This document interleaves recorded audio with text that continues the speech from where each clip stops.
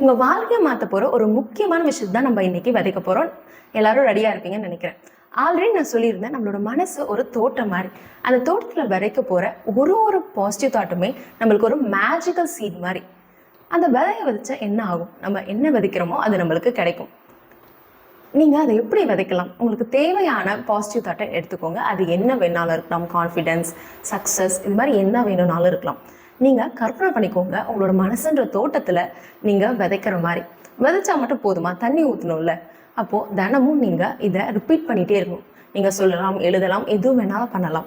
நீங்கள் அதை ரிப்பீட் பண்ணிகிட்டே இருக்கணும். அண்ட் எண்ட் ஆஃப் த டே நீங்கள் எத்தனை விதை இன்றைக்கி விதைச்சிங்க அப்படின்னு கவுண்ட் பண்ணுங்கள். இப்போ இதெல்லாம் விதைச்சதுனால உங்களுக்குள்ளே என்ன மாற்றம் ஏற்படுது, நீங்கள் எப்படி ஃபீல் பண்ணுறீங்கன்னு பாருங்கள்.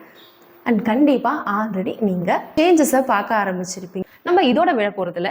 நெக்ஸ்ட் வீடியோவில் இதை நம்ம எப்படி பாதுகாக்கலாம், நம்மளோட நெகட்டிவ் தாட்ஸ்ல இருந்துன்னு பார்க்க போகிறோம்.